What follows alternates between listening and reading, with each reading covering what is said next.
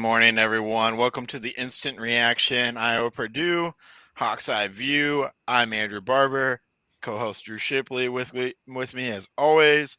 Thanks to Revelton Distillery and Kyle Lehman at Wintrust Mortgage for sponsoring this show. And it was an ugly 20-14 win, and that's about all I can say about it. It was ugly. It didn't look good, but it counted as a win. Iowa's 5-1, and that's where I think both of us predicted them to be at this point in time. So, in our preseason preview. So, I think that's where we can start. Yeah, absolutely. And let's just say that your Friday morning prediction of Caleb Johnson going off was spot on. And I mean, between him and Eric All, that was the entire offense. I mean, look at Deacon Hill's stat line: 6 of 21. What was that? Yeah, he was yikes. really jacked up and just firing bullets all over the place. You could tell that he was really juiced up. And so when you do that, you kind of just fire passes, you start sailing them. You kind of, yeah. So he only knows one speed for his passes, and that's 1,000 miles per hour. It's nothing but fastballs for Deacon Hill. He's that closing pitcher that just throws fastballs only. For sure. And, there was a handful of drop passes there again yesterday. So, I mean, missed opportunities. But like you said, just did enough to win the ball game. I mean, Right. Barely, right? Like the last touchdown, they got the last possession. They could have went the other way if Purdue would have had any sort of identity on offense, which is not very Purdue-like, especially playing us. It was kind of bizarre to see that from Purdue. Yeah, and Purdue struggled with plenty of injuries throughout the game as well. Hudson Card was kind of banged up. I don't know if you saw the tape on his neck, and he really couldn't move his neck side to side a lot of the time, is what I understood. Yeah. And then Tyrone Tracy went out with a minor injury and didn't come back into the game. I think he went out in the first half sometime. And then at some point in the second half, Deion Burks, their leading wide receiver, got hurt. Their starting tight end was already out for the day. So we faced a really banged up Purdue team as well. To be fair, I'm not going to feel sorry for anybody's injuries because look at the Hawkeyes locker room, right? So, right. I mean, they come and go, and it's part of the game, unfortunately. But, yeah, Caleb Johnson going off is obviously the highlight here. Yeah, five of 6 catches or Eric All, almost a hundy, right? Mm-hmm. Just did enough. That's how I look at it. Just did enough to win. Yeah, and that 67-yard touchdown, that was excellent run blocking. So I think we're seeing that again. It's kind of inconsistent as we've seen throughout the season, but we're seeing good moments from the run blocking, which we didn't see any good moments really, I felt like last year, except for maybe the Purdue game, right? And so Caleb Johnson is maybe just the Purdue killer because he went for 200 yards last year, 137 yesterday, and that big 67-yard touchdown run. Looks like he is fully healthy. Yeah. Now, and that's a good sign. Yeah, it's interesting, right? So, it's weird how we do workload management for people that are coming back off of injury is they never missed a game. Give them full workload. Let's see what happens. and that touchdown break, there wasn't a Purdue Boilermaker on the screen. It seemed like we could have ran through that hole. Right. Right. Unbelievable. I don't know. Give Brian Ferentz his flowers, I guess. I don't know. Still -5 on the 25-point scoreboard. But like we said when we first started this podcast, I don't think the total points is going to matter at all. It's just a national punching bag. Right. And they were making fun of it on the Peacock halftime show. And the other thing about this game for people who weren't in attendance was the Peacock feed was like a good 1 to 2 minutes behind live action. So I figured out early on that I needed to shut off my Twitter completely because all the Iowa beat reporters or whatever that I follow were doing their tweets of the game, and it was spoiling the game for me because the Peacock feed was so far behind. Like YouTube TV is a little bit behind, but Peacock was way behind for Yeah. whatever reason. Yeah, Peacock was a real shit show yesterday. So we went to the Hawkeye watch party down in DC. There was probably like 20, 25 Hawk fans there. It was pretty sweet. Had it on 2 screens and had the sound on and everything, which was nice until both screens were 4 minutes apart in real time. What? Yes. Oh yeah, it was real bad. So eventually, so unfortunately, the one that had the sound hooked up to it was the one that was 4 minutes behind. Oh no. So then they just eventually turned that one off and moved it to a different game, and then yeah, it was fine. It was fine. It was a lot of fun. I would have just turned the sound off, honestly. It wasn't like it was anything special to listen to the announcers for that. It was we got Ian Eagle's son Noah Eagle last week for the Michigan State game. Yeah. We got Jack Collinsworth this week, the son of Chris Collinsworth, for this game. So that's kind of cool. I actually like Jack. I think Jack does a good job. Yeah, I don't think they do a bad job, but also they kept calling Cooper DeJean Cooper DeJean. I don't know who DeJean is, you know. Well, who was the quarterback's name that I butchered? Who was it Western Michigan's quarterback? Yeah, but anyways, oh no, Utah State. Utah State, like it was like because it looks Legis. It looks like Legis, but it's Lega. Yeah, what the hell is that shit? Yeah. Weird names, but you should probably know who Cooper DeJean is and how to say his name. You would think at this point most national people know who that is. He was awesome. He was awesome yesterday. Yeah, he was. Like if he's not like in the front seat of the Thorpe Award, like I don't know who is, because what was that, his 4th pick of the season already? Yeah, let's look it up. It's either 3 or 4. I can't remember. Oh no, it must be 2 because he and Castro are actually tied for the lead. And he was, I think the most surprising part of that interception return was that he didn't run it. He got tackled actually down at the 5-yard line. He did get chased down. He did not look like his explosive speed on that return. No. Right. Yeah. He looked like he was out of gas. It's kind of wild that every time he touches the ball off of an interception or a punt return, we're always kind of surprised when he gets tackled because it feels like he could take it for a touchdown basically every time he touches the ball. So you know, I was kind of thinking about this yesterday, Andrew, in the Kirk Ferentz era of DBs at Iowa, where you would put Cooper all time. That's a really interesting question. Man, I mean, there's just been so many of them, right? You got Desmond King, you got Josh Jackson, you got Micah Hyde, Bob Sanders, just off the top of the head, right? There's been many more. Yeah, Riley Moss was a pretty good one, honestly. Yeah, he had to take his lumps as a freshman. Riley Moss did, and then all of a sudden became an All-American, and it was just because he was smart. He knew where to be on the field. It wasn't because he had superior athleticism. You know, like he just knew where to be. Tyler Sash, yeah, that was the big name I was going to throw out there. So it's really, I think, the conversation for the best defensive back of the Kirk Ferentz era is really a Bob Sanders, Desmond King, Tyler Sash, Cooper DeJean conversation. Maybe Micah Hyde if you want to throw Micah Hyde in there. But I feel like that's probably your top 5 for sure defensive backs of the Kirk Ferentz era. And then Josh Jackson, Riley Moss, Amani Hooker was pretty good, I thought. So he's still in the NFL, isn't he? Yeah, he plays a free safety for the Titans, the Tennessee Titans. That's right. Yeah. And Dane Belton plays starting safety for the Giants, and Micah Hyde obviously still plays for the Buffalo Bills. So, and Riley Moss plays for Denver.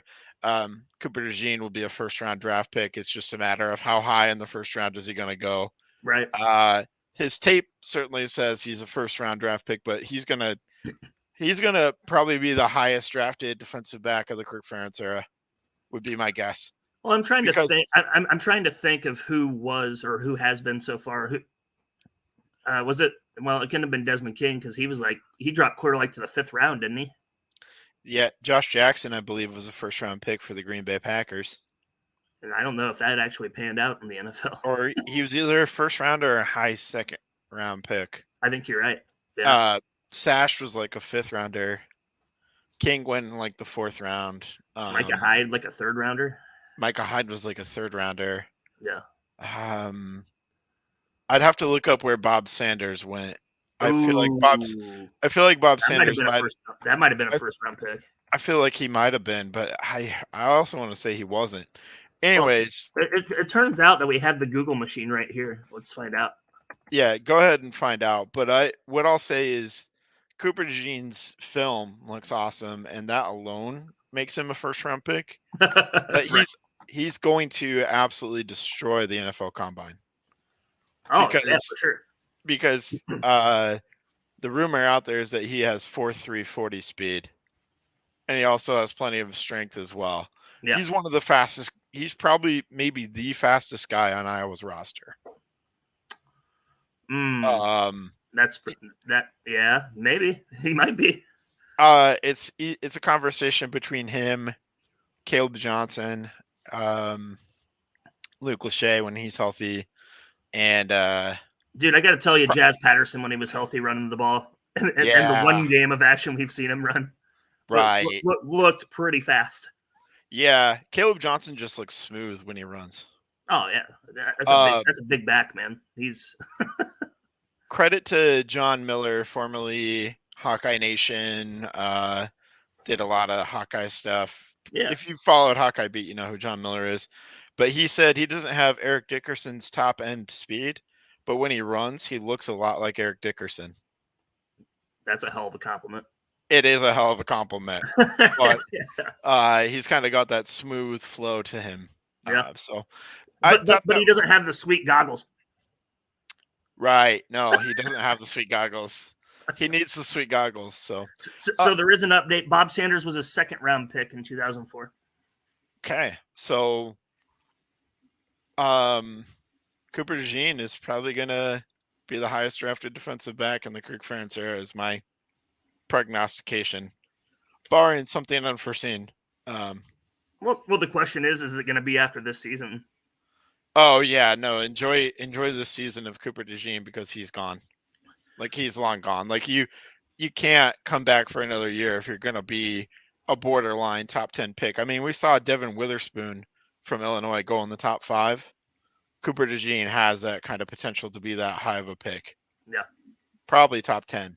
I mean, Desmond King did, and he won the Jim Thorpe the year before that, right? So yeah, I really liked that he came back. I appreciated it, but he didn't need to. He shouldn't have. He didn't need to, and probably shouldn't have because what they'll do eventually. Because yesterday Purdue didn't seem to fear Cooper DeJean for whatever reason. They were throwing his way, but also Iowa just said we're putting Cooper on their best wide receiver and having him follow that guy wherever he goes, no matter what. And that's not something that Iowa typically has done. No, because they haven't had the athleticism to do that in the Big Ten. Like, right. Again, smart players, and they know where to be on the field when they're playing zone. But Cooper DeJean can play man-to-man with anybody. And all right. Just haven't had that athlete at that position very often. Man, I think we could go on for another 10 minutes or so. We could. Just about Cooper DeJean because he's so awesome.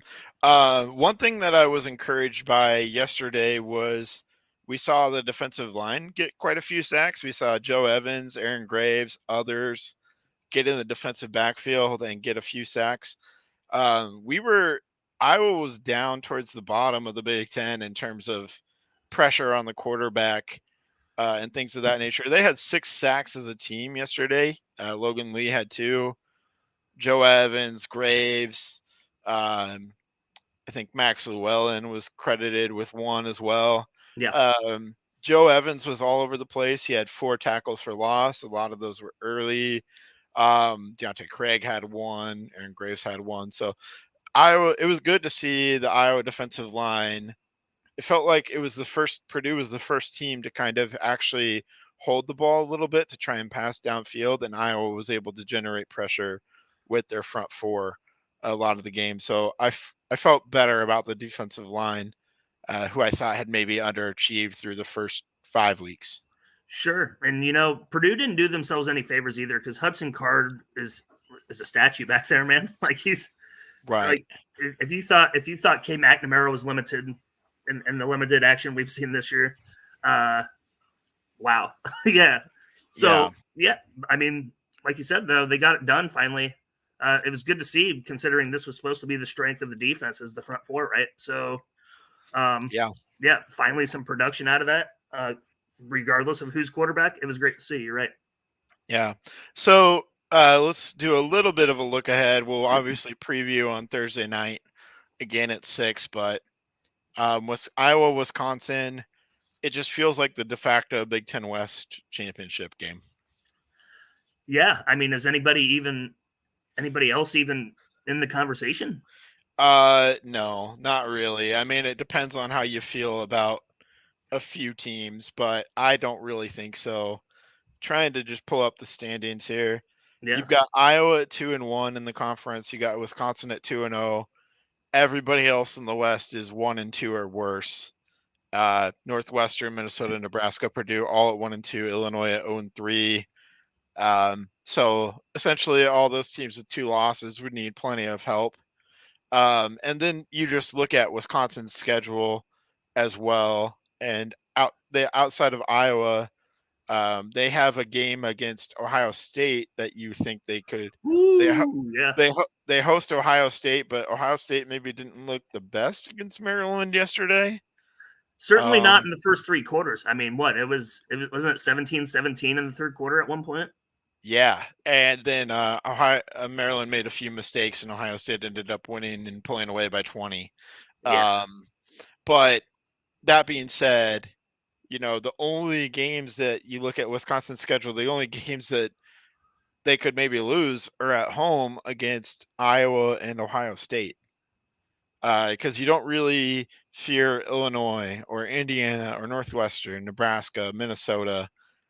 I know that some of those are rivalry games, especially the Minnesota game, but you don't really fear any of those teams, other teams that I mentioned outside of Iowa or Ohio State. And Iowa feels the same about their schedule, right? There's nobody left to fear on their schedule outside of Wisconsin. So I think Iowa is the only thing stopping Wisconsin from going 11-1.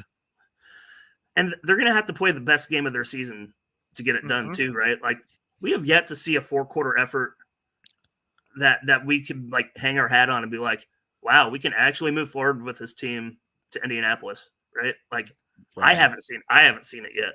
Not even the Western Michigan game. Right. Yeah. That was for 2.5 quarters. I would say. It's going to take a full 60-minute effort of outstanding football from all 3 phases to get it done on the road at Wisconsin. Yeah. So we can dive a little bit deeper into Wisconsin as an opponent on Thursday night, but I don't know. I feel like it's kind of a toss-up game. So has the line come out yet? Do we know? It's probably like Wisconsin 3.5. Yeah, I haven't looked at it, but that seems Wisconsin 3.5 feels like a good line to start at. Yeah, Wisconsin wasn't necessarily dominant yesterday in their win over Rutgers. I mean, 24-13 win, but Rutgers looks like a decent team, an okay team. They're improved considering the last decade of just awfulness. Yeah, to be 4-2 for them is pretty good. Oh yeah. But that being said, it's not like Wisconsin is some world-beating team. But let's get into that on Thursday night a little bit more. We're looking forward to it again. Iowa, a win. Really like that. Anything else before we sign off for the day? Update: Wisconsin minus 1.5 point. That feels. I mean, it's a pick 'em. Pretty much, yeah, and that's how I view this game in my mind. Is it's basically a pick 'em. So, we'll have more about that exciting Big Ten West championship game on Thursday night. I'm calling it that because that's essentially what it is. Yeah. I mean, if Wisconsin comes out of that, and beats the Hawks, give us 2 losses. I mean, they're not losing 2 games. So, yeah, I see 1 loss on Wisconsin's schedule if they beat Iowa, and but that's man, it. Minnesota, when they play for the Axe, sneaks up on them. They've done it 2 out of the last 3 years. So that would be our who knows? that would be our hope. But then, even then, we would have 2 conference losses and the head-to-head loss, and the head-to-head loss. So then we would be out. So we would need 2 Wisconsin losses, and that's just not going to happen. So you got to beat Wisconsin and then win out the rest of your schedule to essentially win the Big Ten West. Got to go 11-1, basically. Isn't that wild? Yeah, because that's where we started this year, right? We were talking 11-1, 10-2, Indy or bust. Yeah, but I really feel like I was going 10-2 if they lose to Wisconsin. Just they're going to go 10-2 and get like the 5th bowl game in the Big Ten. Yep. Exactly. So, all right. Well, thank you all for listening. I appreciate you. You can get us wherever you get your podcasts: Apple, Spotify, YouTube, Facebook, wherever you want to look us up. Appreciate all of the fans. Thank you very much for listening, and go Hawks. See ya.